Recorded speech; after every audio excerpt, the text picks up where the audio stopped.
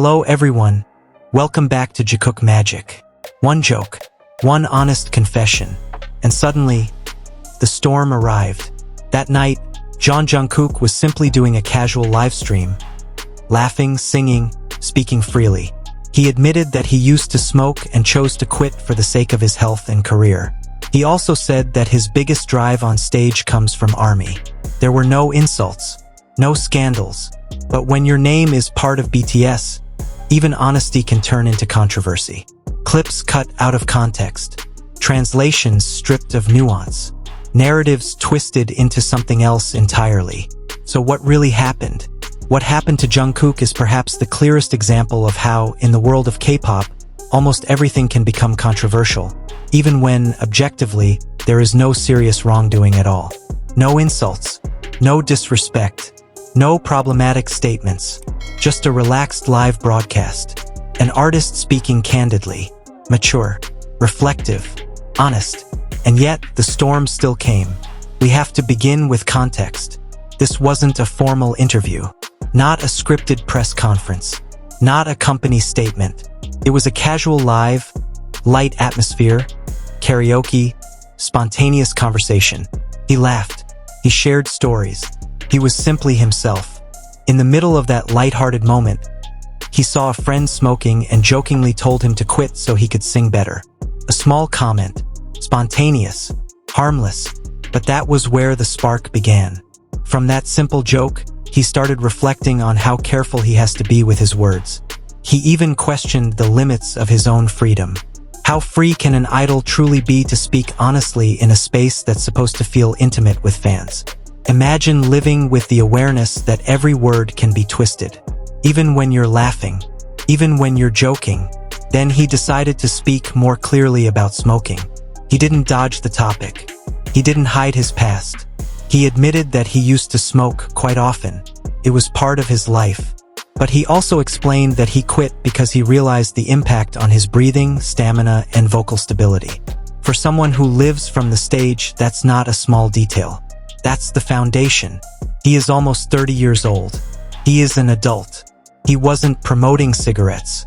He wasn't glorifying the habit. He wasn't encouraging anyone to follow his path. In fact, he spoke about quitting, about discipline, about growth. It wasn't a sensational confession. It was a mature reflection. Yet some people reacted as if he had committed a major sin simply for talking about it. As if idols aren't allowed to have a past.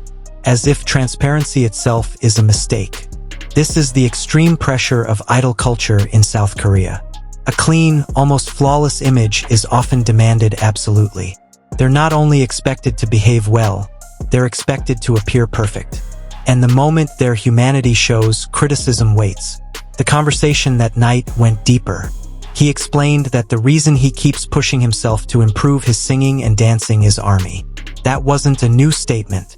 Since the early days of his career in BTS, he has always said that his energy on stage is directly connected to the love and support of his fandom. But when he said that his professional drive doesn't come from members, family, or friends, some people immediately cut that sentence out of context. They accused him of undervaluing those closest to him. Yet the context was clearly about his artistic career, professional motivation. As a performer, his onstage energy comes from his relationship with the audience. That's logical. That's natural.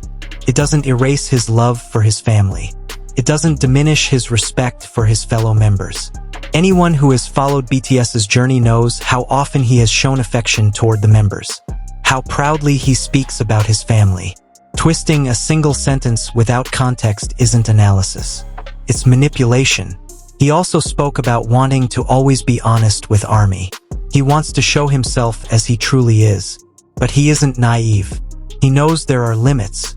He's under a major company with communication guidelines. There are things he can say and things he cannot.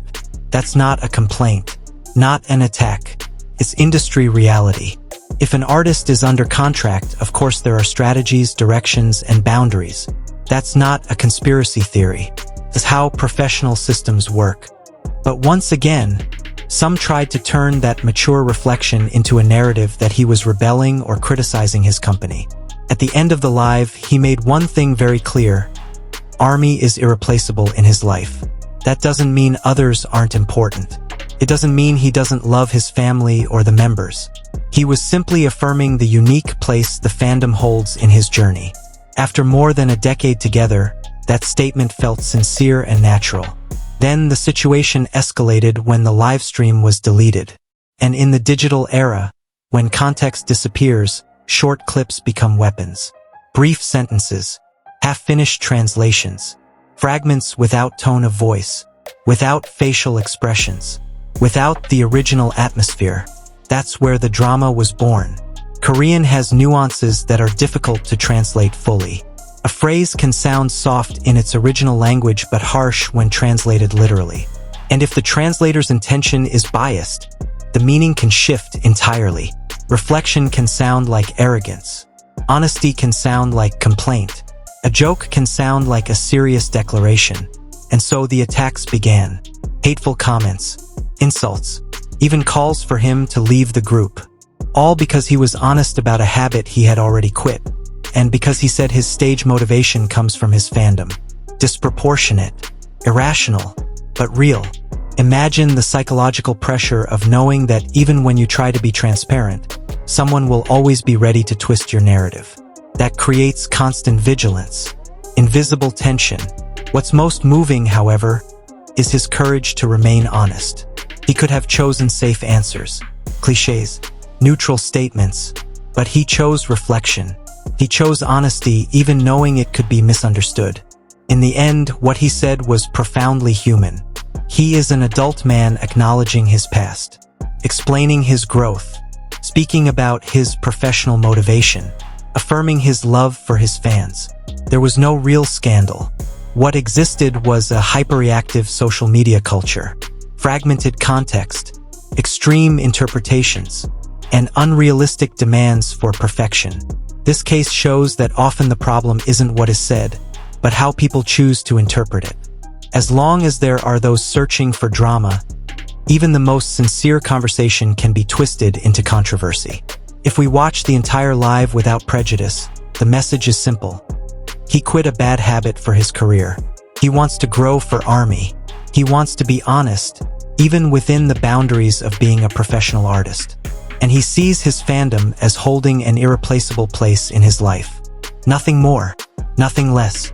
Just a human being speaking from the heart, in a world that is sometimes too loud to listen fairly. In the end, this wasn't about cigarettes. Not about a single sentence. It was about a man choosing honesty in an industry that demands perfection. So what do you think? Was this truly a mistake or simply an overreaction of the online world?